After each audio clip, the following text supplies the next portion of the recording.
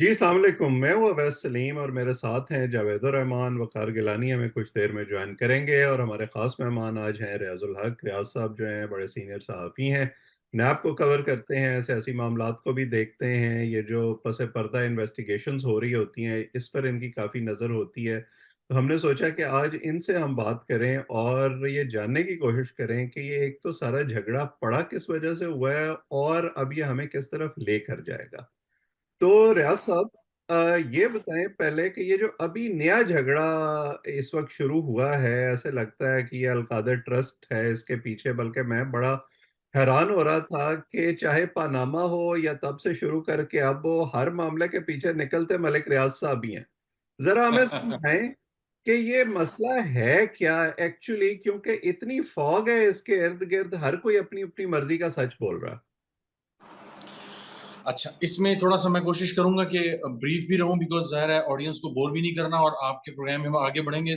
जैसा आपने कि रिकॉर्डिंग से पहले कहा, हम कोशिश करेंगे कि और बहुत सी चीज़ें भी डिस्कस कर लें ताकि पॉलिटिकल करंट जो ओवरव्यू है सबको समझ आ जाए कॉन्टेक्स्ट के साथ। हम्म। तो कहानी शुरू होती है 2016 से जब पनामा की लीक्स की जो है ना वो बाज़गश आने वाली थी।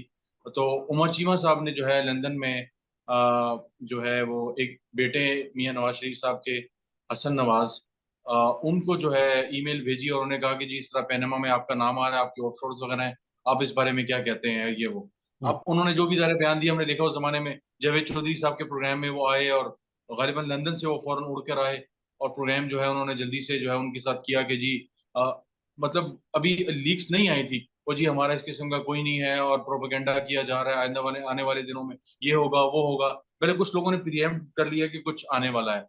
खैर इस दौरान हो क्या रहा था, ज़ाहिर है ये बाद में चीज खुली, वो ये थी कि हुसैन नवाज का हसन नवाज का जब वो था वहां पे वन हाइट पार्क में एक तकरीबन 50 60 बिलियन रुपीस का जो है वहां पे उनके पास ये से ज्यादा का बताया जाता है, 80 का भी बताया जाता है, मुख्तलिफ प्राइसेस कोट हो रही हैं।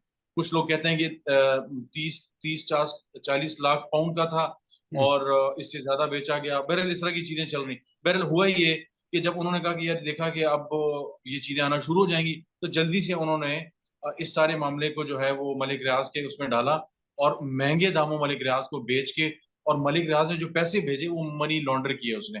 ज़ाहिर गवर्नमेंट उनकी यमन की थी तो उन्होंने ज़ाहिर इसमें फैसिलिटेट भी किया। बहल वो पैसे ले दे के सारा कुछ करके वो जो है उन्होंने वो जो प्रॉपर्टी थी वन हाइट पार्क की वो खरीद ली। अब वो जब खरीद ली तो उसके बाद जो है कुछ अरसे बाद जब इमरान खान की हुकूमत अभी बीएमएलएन की हुकूमत खत्म हो रही थी और इनकी हुकूमत आने वाली थी तो इस दौरान एनसीए ने अपना काम शुरू कर दिया, जो नेशनल क्राइम एजेंसी है बरतानिया की। उनको कहीं से टिप्स मिली और कहा यह जाता है कुछ मामलात में कि शायद इसमें शहजाद अकबर का भी हाथ है कि उन्होंने जो है उनको कुछ टिप्स दी थी, उन्होंने कुछ पूछा था। मजीद जो तफसीलात हैं वो पाकिस्तान से इन्होंने दी थी क्योंकि ज़ाहिर पीटीआई का जो इंटरेस्ट था हम सब जानते हैं। मलिक रियाज जो हैं इसमें कोई कोई ढकी छुपी बात नहीं है कि पाकिस्तान में जज जर्नैल सहाफ़ी और मुल्ला कह लें या उलमा कह लें, इन सब की जेबों में जो एक कार्ड मौजूद है जो यूनिक है वो है मलिक रियाज का। तो इमरान खान जाहिर है या शहजाद अकबर जाहिर है वो मलिक रियाज को तो नहीं फंसाना चाहते थे। उनका था जी हमने बदनाम करना है या हमने जो है ना वो करना है वो हुसैन नवाज और हसन नवाज या नवाज शरीफ फैमिली को करना है। वेल उन्होंने वो डिटेल्स दी। उसके बाद जो है वो एक दो प्रेस रिलीजेज आई हमने देखी और फिर उसके बाद आखिर में एक दो प्रेस रिलीज आई और जो पैसे थे वो 190 मिलियन पाउंड से तकरीबन वो पाकिस्तान जो मुंतकिल करने का खुफिया मुआहदा किया गया।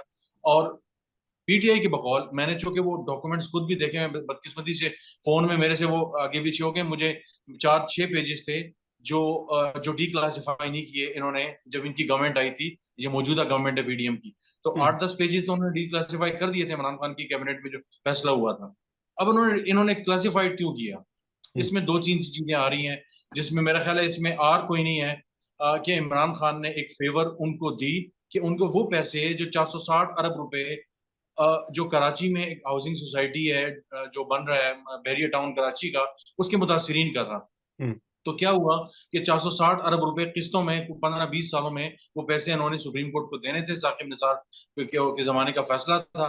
बहरहाल ये हुआ कि उन्होंने 190 मिलियन पाउंड जो है वो लाके स्टेट बैंक के अकाउंट से डायरेक्ट आए, स्टेट बैंक में आए और वहां से डायरेक्ट सुप्रीम कोर्ट के उस अकाउंट में आए जिसमें पैसे जो है वो कुछ ड्यूरेशन से जमा करवाने थे मलिक रियाज ने, यानी हम्म। वो पैसे जो यानी पाकिस्तान आने थे। यानी आप ये कह रहे हैं, ये जो इमरान खान साहब ने 2 दिन पहले अपनी खिताब में भी कहा कि जी वो पैसे चाहे सुप्रीम कोर्ट में जाएं चाहे खजाने में जाएं एक ही जी बात जी है, जी जी जी जी। वो गलत बयानी कर रहे हैं। ये पैसे मलिक रियाज को गए हैं, पाकिस्तान के खजाने में नहीं गए, आप ये कह रहे हैं।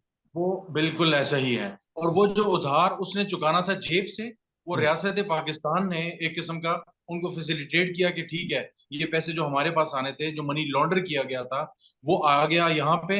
और ठीक है, जो आप उधार दे रहे हैं वो आपका उधार समझा जाएगा, पाकिस्तान को कुछ पैसे ना मिले।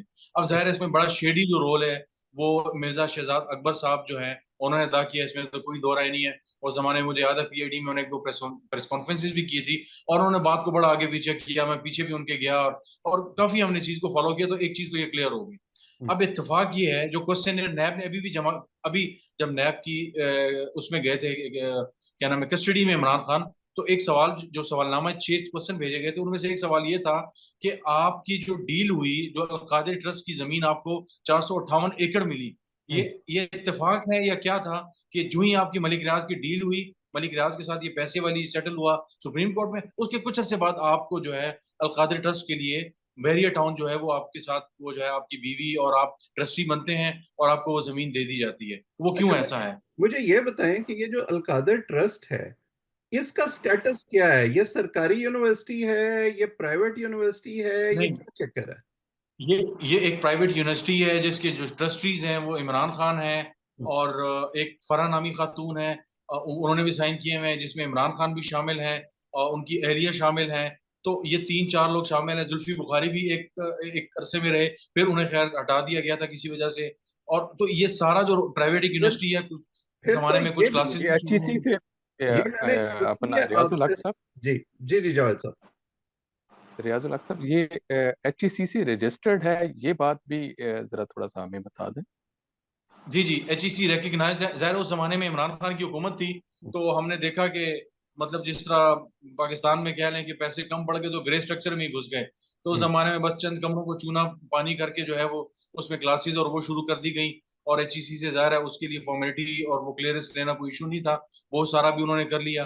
तो बहरहाल ये इस मैंने सवाल मैंने उठाते ये हैं सवाल रियाज साहब आपसे इसलिए वजाहत से पूछा, क्योंकि ये जो इमरान खान साहब ने अगेन अपने खिताब में भी कहा, उनके हामी भी बार बार ये कहते हैं कि जी हम तो यूनिवर्सिटी बना रहे थे, इसमें प्राइवेट गेन तो कोई था ही नहीं, यानी it was a privately owned entity. ये बात सही नहीं है, क्योंकि वैसे तो पनामा के जमाने में मरियम बीबी भी ये कहा करती थी कि जी मेरा फ्लैटों से कोई ताल्लुक नहीं है, मैं तो ट्रस्टी हूँ सिर्फ।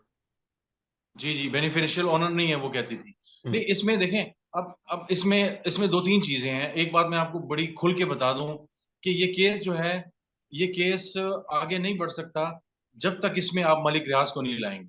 हम्म। अच्छा, इसमें आप जी मलिक रियाज को लाएंगे तो ये किसी तौर पे मुमकिन नहीं है। हम्म। तो उसकी वजह ये है कि अगर आप मलिक रियाज को लाएंगे तो उसमें शरीफ फैमिली भी आएगी, हम्म।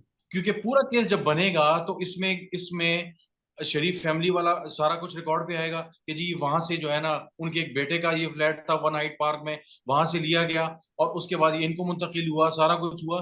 तो वो सारी चीजें जो अब तक जो एनसीए की जो उनके साथ एक डील हुई थी कि मैं ये पैसे सारा कुछ कर रहा हूँ, लेकिन इसकी बहुत ज्यादा तफसील आपने नहीं देनी, और उन्होंने कहा जी कोई मसला नहीं, आपकी स्टेट के पास ये पैसा जा रहा है, हमें कोई मसला नहीं। तो उन्होंने बड़ी मुख्तसर सी प्रेस रिलीज जारी की। जाहिर है कुछ चीजें ऐसी होती हैं वो कि बहुत कम होता है, लेकिन जाहिर है 190 मिलियन पाउंड था, तो वो उन्होंने उनकी एक किस्म की ये शर्त भी मान ली। और मैंने वो पेजेस, जैसे मैंने कहा, मैंने वो देखे हुए हैं, हम्म। उसमें सच को बहुत बड़ी बात नहीं है। लेकिन कैबिनेट में जब ये पेश किया गया तो ये एक सील्ड बंद लिफाफे में था, और हम्म। किसी को कुछ नहीं पता था। शहजाद अकबर साहब ने प्राइम मिनिस्टर साहब को पहले से दिया हुआ था, और प्राइम मिनिस्टर ने कहा कि जी ये सब इसको जो है वो ओके कर दें, ये जो है ना वो हमारी एक मलिक रियाज के पैसे हैं मेरा जो वहां से ख्याल आने है थे। कि मेरा ख्याल है कि गिलानी साहब और जावेद साहब दोनों इस हवाले से कुछ कहना चाह रहे हैं। जावेद साहब पहले, आप और फिर गिलानी साहब। जी रियाज साहब, इसमें ये बताइएगा कि नैब ने, वो जो कैबिनेट के मेंबर्स हैं, एक बात ये भी आ रही है कि उन सबको बुलाया था, और उनमें से कुछ इनके सामने, नैब के सामने पेश भी हुए थे। जी, जुल्फी बुखारी साहब पेश हुए थे एक आध बार, लेकिन अब जाहिर है चूंकि जिन्होंने कैबिनेट में ये मामला ओके किया था तो उनको उन्होंने बुलाया था। और निजारी ने उस जमाना था जब मैंने पूछने की कोशिश की तो मुझे कहा गया कि बस ठीक है, ये मामला इस तरह ही है, इसमें कोई ज्यादा जो है ना आप इसको डिग करने की कोशिश ना करें। तो हमने बहुत ज्यादा इस मामले को छेड़ा नहीं। इसी तरह मुझे याद है फिरदौस आशिक अमान साहिबा ने उस जमाने में भी कहा गया जी, हमें कहा गया था इस पे आपने मजीद बात नहीं करनी, तो उन्होंने पीआईडी में भी आके कहा था कि इस पे हमने मजीद, मैं इस पे कोई कमेंट करूंगी। शेख रशीद ने भी ऐसे ही कहा। तो जो आपने कहा, सवाल किया जावेद साहब के, काबीना जी बिल्कुल, काबीना के अरकान को बुलाया गया था। मलिक रियाज को नवंबर दिसंबर की बातें बुलाया गया था। मलिक रियाज तो खैर ज़ाहिर पेश ही नहीं हुए। काबीना के अरकान में सिर्फ जुल्फी बुखारी पेश हुए थे। शीरीन मिजारी साहिबा को बुलाया गया था, शफकत महमूद को, और शहजाद अकबर साहब, और दो तीन चार लोग थे। शहजाद अकबर साहब को तो इन्होंने खतूत भी लिखे, कुछ उनके घर पे जो है वो चस्पा भी की, कागज वगैरह। लेकिन जाहिर है वो स्कॉटलैंड जो है ना वो वहां पे रह रहे हैं, तो उन्होंने इस किस्म का कोई जवाब नहीं दिया। कुछ अर्से पहले अभी पिछले दिनों उन्होंने ट्वीट्स वगैरह भी किए थे, उन्होंने जस्टिफाई करने की कोशिश की थी। लेकिन अब जाहिर है, मैंने जैसे कहा कि मामला जो है ये आगे नहीं होगा, ये विच हंटिंग से ज्यादा नहीं होगा। अगर आप सिर्फ इमरान खान को पकड़ते हैं, मैंने पिछले दिन ट्वीट भी किया था कि ये आर्म ट्विस्टिंग के बराबर होगा अगर आप सिर्फ इमरान खान को पकड़ते हैं। मलिक रियाज को भी पकड़ना होगा, लेकिन अगर आप मलिक रियाज तक पहुंचते हैं तो फिर ये है कि पूरा सच सामने आएगा, तो फिर और भी बहुत कुछ नाम आएंगे उसमें। तो ये एक बड़ा गंभीर सा मसला है। इसमें मुझे तो बहुत कुछ नजर आ रहा है, लेकिन बहुत कुछ नजर नहीं भी आ रहा। तो ये जो है वो सारी कहानी है इसमें। जी अब देखते हैं कि। जी गिलानी साहब, आप कुछ कह रहे थे? आवाज आ रही है मेरी? जी जी, आ रही है। चलिए, जी बहुत वकार शुक्रिया। भाई। आई एम सॉरी, मैं लेट हूँ। रियाज साहब जरा बाद में ज्वाइन किया, तो आई डोंट नो कि डिस्कशन कहाँ से शुरू हुई है। बाद में हमने तो सवाल हम पूछूंगा। बेसिकली रियाज साहब से जो है ना वो पूछ रहे थे कि ये अलकादर ट्रस्ट जिसकी वजह से सारा नहीं पड़ा नहीं, हुआ है, ये वो उनकी मामला है तफसील से क्या? मुझे समझ आ गया था। जी तो पहले मैं ये एक बात कर लूँ और क्वेश्चन कर लूँ, फिर एक दो सवाल और मेरा होगा नया पे दूसरे मामला के हवाले से। जो रियाजुल हक साहब ने बात की, वैसा अब आपको याद होगा कि हमने भी ये बात एक प्रोग्राम में डिस्कस की थी कि ये केस जो है बज़ाहिर ज़ाहिर नजर आ रहा है कि एक उन्होंने फेवर ली है मलिक रियाज से। और लेकिन उसके बावजूद हमने भी उस दिन बात की थी कि जब तक हुकूमत, दूसरी पार्टी उसको नहीं मूव करती कि जनाब आपने जो 60 अरब रुपए लिए हैं उनके बारे में आप कुछ बताएं आके, उनको किस तरह वापस करना है। तो जो बेनिफिशरी पार्टी आगे है उसको तो आप कोई नोटिस नहीं कर दे रहे हैं। और आप इमरान खान को कोशिश कर रहे हैं कि वो जिस तरह आपने फरमाया रियासत साहब कि आम ट्विस्टिंग कर लें। तो ये एक तरह से हाफ बेक केस है। और ये शायद की तरह से है जो शरीफ साहब का केस है, मुझे लगता है कि जिसमें आपको नजर तो आ रहा है कि बहुत कुछ हुआ है, लेकिन आप साबित नहीं कर पा रहे। लेकिन यहाँ पे आप साबित तो शायद कर पा रहे हैं, लेकिन उसको पूरी तरह आप, जो उसके सारे किरदार हैं उनको उसमें शामिल नहीं करना चाह रहे आप। इसलिए थोड़ा सा ये बिल्कुल मेरा ऐसे ही। ख्याल है कि फ्लॉड रहेगा केस, और इसलिए शायद उनको थोड़ा बहुत इसमें रिलीफ भी मिलता रहे। जी अब बिल्कुल, अगर वकार भाई ने बिल्कुल बिल्कुल सही कहा। और जैसे मैंने कहा, उनकी इसी कंटिन्यूएशन में इस बात की उन्होंने यही कहा, ऐसा ही है, जब तक ये सारे किरदार सामने नहीं आते तो ये इन्वेस्टिगेट नहीं होगा। लेकिन हमें या पता इसको है फिर पॉलिटिकल विक्टिमाइजेशन समझा जाएगा मोर ऑन दी। इसको इसको विच हंटिंग के अलावा या पॉलिटिकल एग्जैक्टली। विक्टिमाइजेशन के अलावा कोई नहीं समझा जाएगा। तो एक तगड़ा केस है जिसको अगर हुकूमत इन्वेस्टिगेट करना चाहे, आप यकीन जाने कि मैंने कम से कम 4 महीने लगाए उन पेजेस को एक्सेस करने में। कि काबीना का एक कमेटी बनी, काबीना की कमेटी ने 15 में से कुछ 9 पेजेस तो डिक्लासिफाई कर दिए, और जनाब वो कागज चलते रहिए, देखिए बुशरा बीबी के साइन है, ये फलाने के साइन है, फाइन। बट जो डीड ऑफ कॉन्फिडेंशियलिटी साइन हुई थी एनसीए और जी। मलिक रियाज और हुकूमत पाकिस्तान के दरमियान, वो सामने क्यों नहीं आई? जब मैंने वो देखी, अब यकीन जाने कि उसमें मुझे तो कोई ऐसी खतरनाक चीज नजर नहीं आई, सिवाय इसके इसको क्लासिफाइड रखा जाएगा।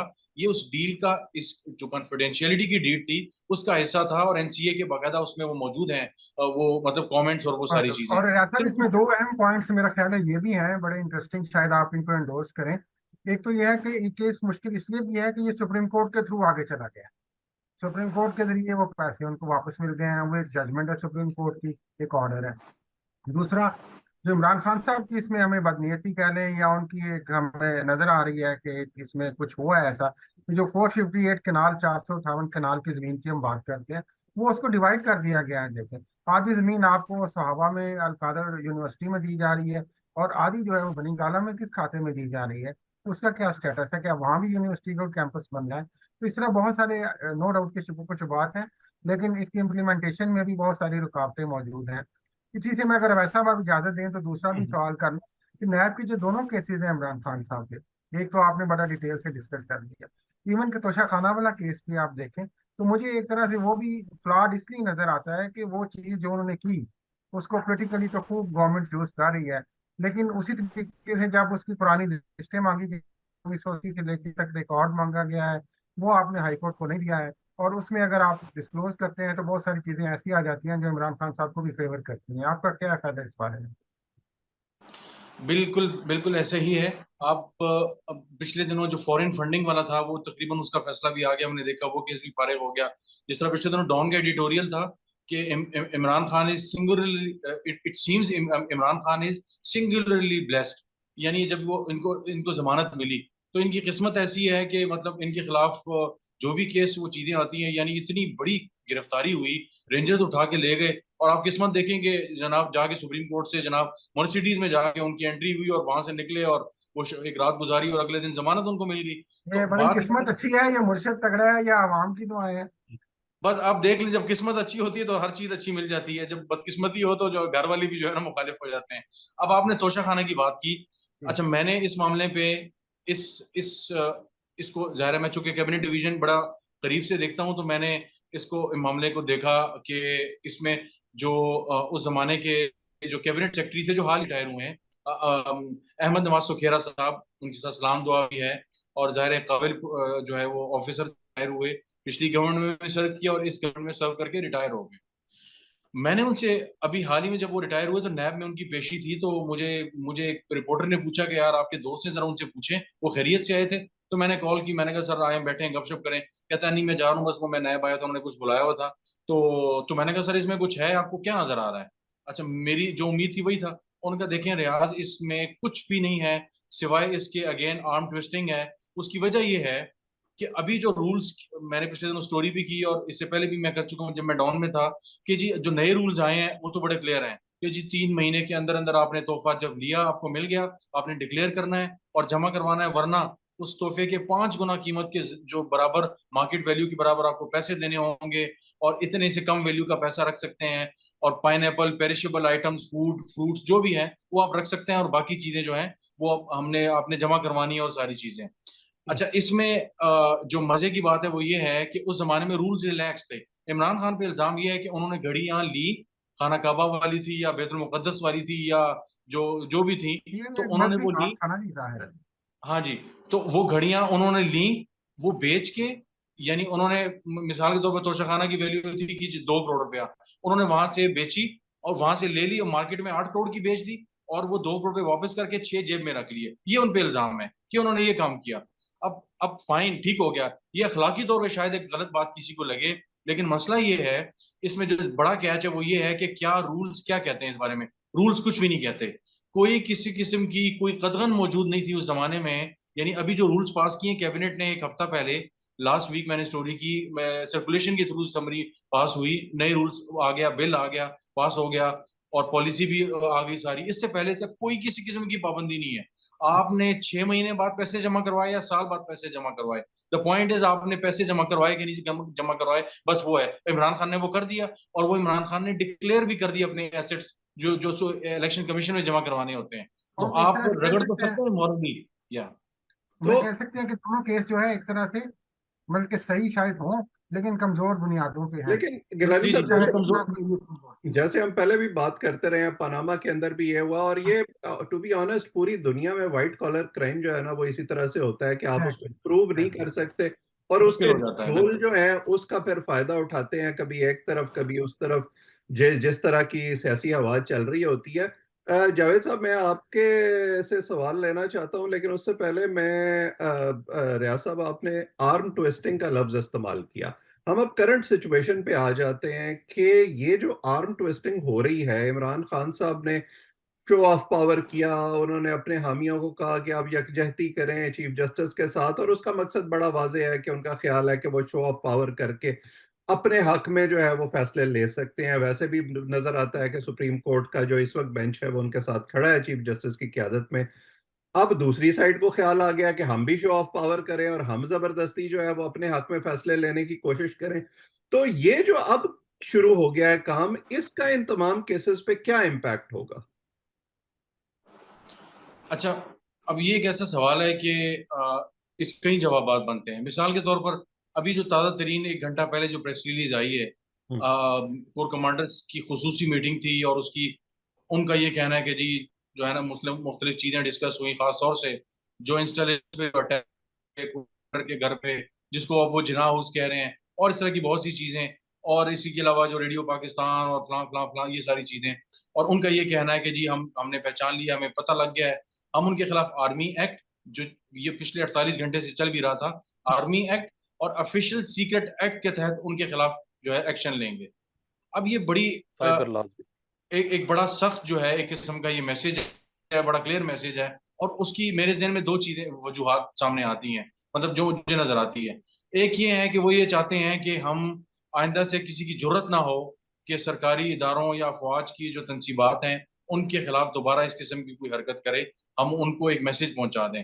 दूसरा, पीटीआई के हवाले से उनको मजीद कॉर्नर करने के लिए बड़ा क्लियर किस्म का एक प्लान जो है वो आगे चलना शुरू हो गया है। अब इसमें देखते हैं कि क्या ये जमान पर तक ये मामला जाएगा, यानी इमरान खान इसमें इसके नरगे में आते हैं या नहीं आते, ये बात की बात है।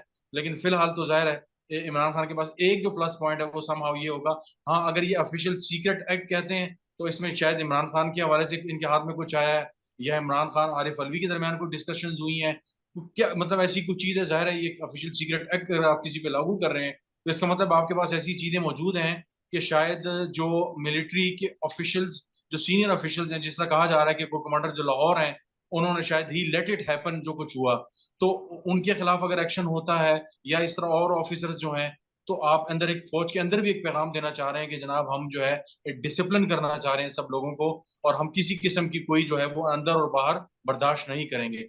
एक तो ये चीज क्लियर होगी। अच्छा, दूसरा जो है आपने कहा कि ये सारा मामला किस तरफ जाता हुआ नजर आ रहा है, ये तो आर्मी की साइड थी, उन्होंने तो अपनी जो है वो पोजीशन क्लियर कर दी है कि इमरान खान का जो बयान आया आर्मी चीफ का आसिम जो है मुनीर का, बड़ा क्लियरली उन्होंने नाम लिया कि एक शख्स है जो मुझे अरेस्ट कर सकता है। और मेरा ख्याल है कि समहाउ उनका ये नुक्ता इसलिए ठीक है कि जिस अंदाज में इस्लामाबाद हाई कोर्ट से उनको उठाया गया, ले जाया गया, सीसीटीवी फुटेज भी गायब हो गई, और सारा कुछ जो हुआ वो अनप्रेसिडेंटेड है कि हाई कोर्ट की जो किसी अदालत की प्रेमिसेस से इस अंदाज में किसी को उठाया जा रहा है। तो उन्होंने तो अपना मैसेज क्लियर कर दिया कि हम तो नहीं छोड़ेंगे, और हम तो जो है ना पूरा हिसाब किताब रखेंगे, और दे आर नॉट जो है ना गिविंग अप। अब आते हैं पॉलिटिकल साइड पे, तो हमने आज देखा कि पीडीएम की जो पूरी हुकूमत थी, एक वो हमें वफाकी वज़रा नजर नहीं आए। जाहिर उन्होंने एहतियात बरती कि कल अगर हम सुप्रीम कोर्ट में किसी केस में पेश होते हैं या कोई मसला होता है तो कहा जाएगा जी आप भी कंटेनर में मौजूद थे हमारे दफ्तर के बाहर। तो उन्होंने तो खैर जाहिर बरती, लेकिन जाहिर पीछे से जो मीटिंग हुई कल रात शाम को, शाम गए तक, उसमें खूब पेट्रोल भरा गया। तो फजल रहमान साहब ने जो लैंग्वेज इस्तेमाल की, मरियम ने जो इस्तीफा मांगा, सारी चीजें हमारे सामने आ गई। लेकिन एक चीज जो बंदियाल साहब थे आज प्रेशर में आ गए, हमने देखा समहाउ, उन्होंने कहा जी हमें बाहर के हालात को भी देख के फैसला करना है, इन हालात में इलेक्शन करवाने का जो है वो कोई फायदा नहीं है, और ये और वो सारा। तो एक प्रेशर तो उन्होंने ले लिया, लेकिन थोड़ा सा डिफ्यूज भी हो गया कि अगर आज वो ये करते कि अगर आज ही कुछ शो कॉज करते या प्राइम मिनिस्टर को कुछ कंटेम्प्ट वगैरह की अगर वो भेजते तो शायद आज वो यहीं पे रहते, क्योंकि मैंने खुद लोगों को चिटाइयां और बिस्तरे लाते हुए यहाँ पे देखा, तो जाहिर है उनका प्लान तो था कि यहाँ पे रहेंगे। लेकिन आज थोड़ा सा जो है सिचुएशन डिफ्यूज हो गई। लेकिन दूसरी तरफ मिलिट्री की साइड से जो प्रेस रिलीज आई है उससे मुझे नहीं लग रहा कि सिचुएशन जो है डिफ्यूज होने का नाम ले रही है। फिर वक्त इमरान खान को मजीद जो है हीट बर्दाश्त करनी होगी। ये कितनी बर्दाश्त करनी होगी ये शायद हमें आइंदा जो है एक हफ्ता 10 दिन में मजीद पता चल जाएगा, क्योंकि इमरान खान भी किसी तौर पे भी गिव अप करने वाले नजर नहीं आ रहे। उनकी सारी कश्तियां जल चुकी हैं, उनके उनके उनकी जो टॉप की जो लीडरशिप है वो सारी जो है वो बंद है। उन्हें इसी किस्म का कोई जो है वो मसला और परेशानी नहीं है, जो है वो है, बस ठीक है, जो लुट गया वो लुट गया, आगे मैं किसी को नहीं छोड़ूंगा क्योंकि मुझे कोई नहीं छोड़ रहा। तो फिलहाल तो स्टैंड ऑफ है अनफॉर्चुनेटली। और मुझे ये बहुत खतरनाक जो है राह पे जाता हुआ नजर आ रहा है। स्पेशली लास्ट बात लंबी हो रही है लेकिन बातें बहुत हो जाती हैं, क्योंकि बहुत से लोग आपके जो ओवरसीज बैठे हुए हैं और पाकिस्तान में भी इवन उनको टीवी से बहुत सी चीजें उस तरह नहीं मिल पाती। तो चाइना और यूएई के जो है वो एम्बेसडर्स ने बड़ा खुल्लम खुल्ला कॉल बात की है। जो है ना वो की, और उन्होंने ये कहा कि खुदारा आप अपने घर को ठीक करें, मामलात को बेहतर बनाएं। तो मुझे ये बताएं कि आर्मी की जो प्रेस रिलीज आई है और आज जो पीडीएम ने किया है, तो इसके बाद आप क्या चाइना और यूएई या जो दूसरे ममालिक सऊदी अरब वगैरह हमें देख रहे हैं जो ये मेरा केबल्स भेज रहे हैं अपने ममालिक में, वो मेरा क्या ख्याल है पैगाम बात नहीं, होगी, मेरा क्या ख्याल इमेज है हम कर रहे हैं। वो हमें ढके छुपे लफ्जों में ये बताने की कोशिश कर रहे हैं कि खुदा का ना मनो इंसान बनो वरना साढ़े कोल मंगण ना आना। बहरहाल जी जावेद जी जी साहब आप कुछ कहना चाह रहे हैं। जी। जी जी हाँ जी, मैं मेरा इसके बारे में ये कहना था कि ये जो जिस प्रेस रिलीज का जिक्र कर रही हैं रियाज साहब, उसमें एक चीज और इम्पोर्टेंट हमें देखने वाली है, उन्होंने नेक्स्ट कंसेंसस की भी बात की है कि बसे चिलमन भी कुछ चीजें चल रही होती हैं, हमें उनको भी गौर से देखना चाहिए। कि मैं ये समझता हूं कि आज के दिन जो चीजें हैं वो डी एस्केलेशन की तरफ जाती हुई नजर आ रही है। ठीक है, आर्मी एक्ट की बात की गई है इस प्रेस रिलीज में, ठीक है, साइबर एक्ट का भी कहा गया है, ये सब चीजें हैं, लेकिन ज्यादा इम्पोर्टेंट मुझे जो नजर आया है वो नेशनल कंसेंसस का क्या कहना। दूसरी तरफ से अब सारे फ्रंट्स खुले हुए हैं। दूसरी तरफ क्या इंपॉर्टेंट बात थी, आज सुप्रीम कोर्ट के अंदर सुप्रीम कोर्ट ने जांच लिया था कि आज हम अगर कोई बात करते हैं, वो इन्होंने माननी उस तरह से नहीं है जिस तरह से उनका, उन्होंने जो बहुत स्मार्टली प्ले किया, अगर मैं ये समझूं, उन्होंने जिस तरीके से आगे इसको आगे आने वाले दिनों में डिले कर दिया। वो क्या कहते हैं कि एक तीर से दो शिकार हुए हैं। मौलाना साहब अगर वैसे तो चाह रहे थे कि वो, कभी कोई लड़ाई होती है, कोई चाह रहा होता है कि किसी तरह से मुझे छुड़वा लिया जाए, तो मौलाना साहब की भी काविश यही थी कि कोई अंदर से इंटरवीन करे और हम नीवे नीवे होके यहाँ से निकल जाएं।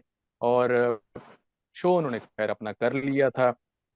तो सुप्रीम कोर्ट की तरफ से जो पैगाम आया वो भी यही है कि आप मुज़ाकरात के लिए बैठें।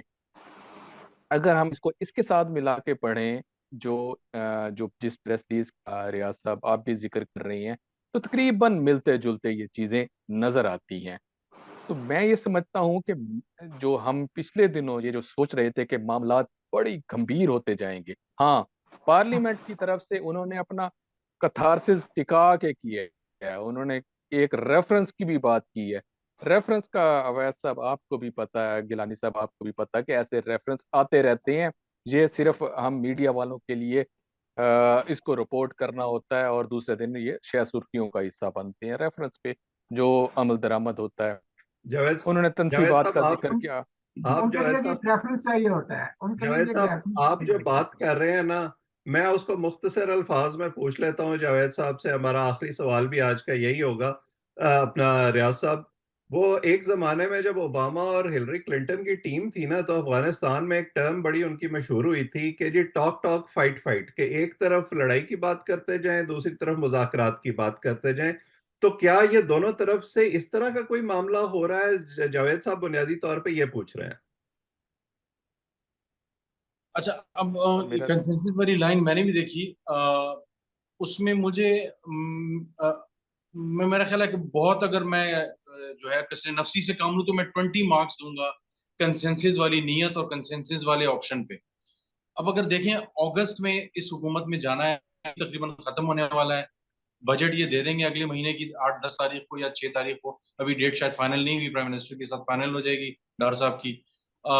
जून है तो जुलाई बीच में बचता है और अगस्त में ये हुकूमत चली जाएगी, इंटरिम सेटअप आ जाएगा। लेकिन फिल वक्त बज़ाहिर मेरी इत्तलात, मेरी अंडरस्टैंडिंग जो है, और आप जरा बॉडी लैंग्वेज भी देख सकते हैं, कम से कम हुकूमती सतह पे तो मुझे किसी तरह पे वो जो कहते हैं कि बैक ऑफ करता हुआ कोई नजर नहीं आ रहा। और जैसे मैंने कहा कि 100 में से मैं 20% ये उम्मीद रखता हूँ कि जो कंसेंसस का लफ्ज इस्तेमाल किया गया है, ये सियासी जो अफवाम व तफहीम है उसकी तरफ इशारा है, तो शायद इससे मामला बेहतर हो जाएंगे। खुदा करे इससे बेहतर हो जाए। अगर अगर ऐसा होता तो मैं ये जो इमरान खान ने 2 दिन पहले जो स्टेटमेंट दी, मतलब जब इमरान गिरफ्तार हुए तो मैंने कुछ दोस्तों के साथ, हम खड़े थे H11 में जहाँ पे गिरफ्तारी हुई थी, उसके कुछ फासले में पुलिस लाइंस के पास, और हम जर्नलिस्ट खड़े थे। तो मैंने कहा कि मेरा ये समझना है कि शायद ये उन्होंने अगवा किया कि यार इस बंदे को उठा के उसको बिठा के समझा के कि भाईजान आप ये जो इदारों को नाम ले रहे हैं, आर्मी चीफ, ये सारा कुछ, ये थोड़ा सा आप इसको होल्ड करें। हम आपको 1 महीने 1.5 में गवर्नमेंट को भी कन्विंस करते हैं, हम इलेक्शन करवा देते हैं। महीना 1.5 2 इतना ज्यादा टाइम नहीं है। और उसके बाद आप जो है ये जो आपने आग लगाई हुई है, थोड़ा सा इसको कूल डाउन करें, इससे इदारों की भी, स्टाफ को भी नुकसान पहुंच रहा है, सारा कुछ हो रहा है। लेकिन हमने देखा जब इमरान आए और कोर्ट के अंदर जो उन्होंने सारा दिन गुजारा, रात गए, जब वो निकले तो उसके बाद जो एक दो इन्होंने कैरोलाइन जो वो हैं बीबीसी की, उनको, फिर उसके अलावा जो सिकंदर किरमानी है उनसे जो उन्होंने बात की, वो उसके बाद तो मुझे कुछ नजर नहीं आता। तो एकदम मेरी जो उम्मीद थी जो बंधी हुई थी, वो उस रात टूट गई जब उन्होंने कहा कि एक बंदा है जो मेरे अरेस्ट ऑर्डर दे सकता है, वो है आर्मी चीफ। और इसके अलावा हमने देखा कि फैसल नसीर का उन्होंने कैसे नाम लिया, डीजीसी और जो है इस वक्त। तो मुझे तो जो जो टेम्परेचर है वो मुझे बर्फ पिघलती हुई नजर नहीं आ रही, कूल डाउन होता हुआ नजर नहीं आ रहा टेम्परेचर। तो एक लेकिन जाहिर है हमेशा बैकडोर चैनल ओपन होते हैं, और फौज में भी जाहिर इंसान रहते हैं, और एक हद तक ये भी समझा जाता है कि वहां भी जो है वो बहुत ज्यादा हर चीज आसिम मुनीर साहब की मर्जी से नहीं हो रही। कुछ चीजें दाएं बाएं, कुछ जो है वो नागवारियां दूसरी जो कोर कमांडर्स में होते हैं या सीनियर कमांडर्स जो होते हैं उनकी तरफ से भी पैगाम आते हैं। तो हर चीज जो है हंकी डोरी नहीं है इस वक्त, लेकिन जाहिर है अपनी साख को बचाने के लिए और उसके लिए जो एक किस्म की जो सर्वाइवल के लिए ज़्यादा हर इदारा कोशिश करता है, तो वो भी कोशिश कर रहे हैं इमेज को, चीज़ों को बेहतर बनाने के लिए। तो अब डी एस्केलेट होती हुई अल्लाह करे हो जाए, लेकिन जैसे मैंने कहा मेरी उम्मीद तो उस रात को टूट गई थी। मैं बहुत ज़्यादा होपफुल नहीं हूँ मैं तो, और क्योंकि मीशत जो है हमारी ISPR की प्रेस रिलीज में भी उसका जिक्र है, कम से कम मुझे तो उसमें कोई वो नजर नहीं आ रहा। मीशत ने इतना बुरा हाल कर दिया है कि 2 साल पहले जो हम जैसे मिडिल क्लास अपने आप को थोड़ा सा अपर मिडिल समझने शुरू हो गए थे कि जनाब हमारे पास गाड़ी आ गई है, मामला बेहतर हो गए हैं, कुछ ना कुछ सेविंग्स हो जाएंगी, अब हम मिडिल से नीचे जो है ना लुढ़कना शुरू हो गए हैं। इतनी स्ट्रगल है, बेचारा जो लोअर मिडिल है उस बेचारे की क्या हालत होगी आप खुद सोच लें, और ऑनवर्ड जो है। तो इस वक्त तो बेइंतहा जो है ना इकोनॉमी की तबाही मची हुई है, लेकिन जाहिर है इस वक्त ईगोस की लड़ाइयाँ चल रही हैं। ये ईगोस की लड़ाई ज्यादा है और दूसरे मामला की उसूलों की कम लड़ाई है। बस ये जो आपने जहाँ पे बात खत्म की है ना कि उम्मीद बनती है और फिर टूट जाती है, उस पर मुझे वो हफीज जालंधरी का शेर याद आया कि इरादे बांधता हूँ तोड़ता हूँ, और वो कुछ इस तरह का है, इरादे बांधता सोचता हूँ हूँ तोड़ सोचता हूँ देता हूँ, तोड़ देता हूँ, कहीं ऐसा ना हो जाए कहीं ऐसा ना कहीं हो ऐसा है जाए। ना। ऐसा लगता है कि बस ये जो गोमगो की कैफियत है ना, ये शायद हमारी एक परपेचुअल कैफियत है 75 साल से, जिसकी वजह से हम मुसलसल नाजुक मोड़ से ही गुजरते रहते हैं और वो कभी जो है वो खत्म ही नहीं होने पाता। और आपने बिल्कुल ठीक कहा कि उसका जो ब्रंट है वो आवाम को भुगतना पड़ता है, उनकी हालत जो है वो खराब से खराब तर होती जा रही है। बहरहाल देखते हैं कि आइंदा चंद दिन में इस सारी सूरत हाल में से क्या बरामद होता है। मैं खुद भी को खास इतनी उम्मीद नहीं रखता, क्योंकि अना और नफरत जब आ जाती है ना तो बाकी सारी जो रैशनैलिटी है वो पीछे चली जाती है। बहरहाल इन तमाम चीज़ों पर हम नज़र रखेंगे और आपके सामने लाते रहेंगे। आप इस चैनल को सब्सक्राइब करें ताकि हमारी गुफ्तगू आइंदा भी आप तक पहुंचे। कमेंट सेक्शन में अपनी राय से भी आगाह किया करें। मेरे तीनों दोस्तों का बहुत बहुत शुक्रिया, जो लोग हमें देख रहे हैं आप सबका भी बहुत शुक्रिया।